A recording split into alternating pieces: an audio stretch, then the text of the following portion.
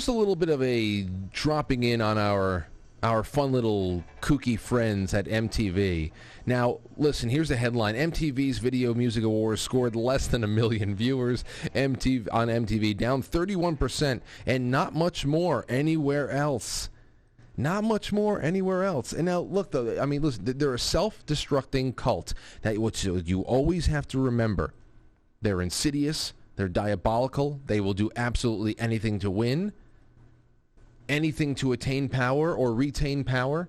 But they are a really self-destructing cult. We all have to remind ourselves of that. The things that we see pushed and replicated over and over again in this feedback loop that makes it seem like the entire world is a liberal, crazy cesspool. It's not. It is a complete fabrication.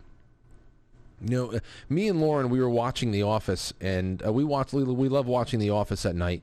And when we were having problem with our internet last week, we put on MTV because I think they had some replays going on there. We checked the TV guide. And, of course, that means that you have to suffer through the commercials. And every commercial about the VMAs that were coming out, history is being made. Every act was historic. Who knows? Most of these people, I don't even know anymore because it's really not important who you are. They're not very talented. If you have an oversized ass and are willing to simulate some kind of gay sex act on stage in front of cameras, then you can be a pop star, and many are made pop stars. Stars. What the hell even is a star? Celebrity is dead. The entire thing is dead. And they think they're making history.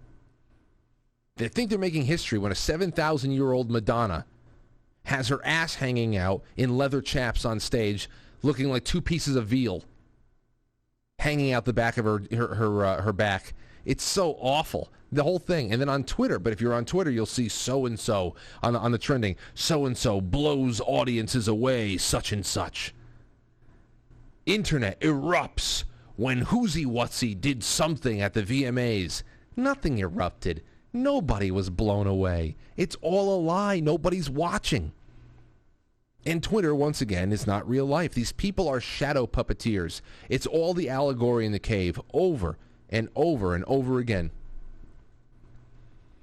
But at the same time, there's an operation being run, and they're able to make this minority seem like an insurmountable army, because the minority, the most important minority that they have captured, is the minority that works inside of the federal government in all of the major agencies that should not exist, and since being created, has seized every major portion of our lives.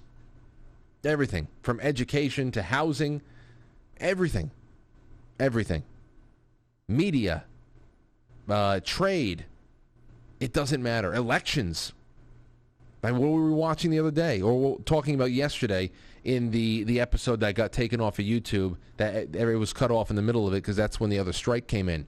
The Federal Election Commission, the FEC, came out to say that Twitter was completely within their right to take out an unsubstantiated line of articles about Hunter Biden last October, when all of the news about his drug use, his sex trafficking, his crimes against children, and his international influence peddling with his then vice president father was all getting out. Completely substantiated.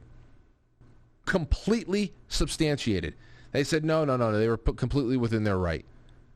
So one of the greatest accomplices in real election fraud in the last, I don't know, I wouldn't call it the last 20 years. But Twitter, man, oh man. So that's what it means to have the right kind of minority. They own all the right tools. So who knows where we go.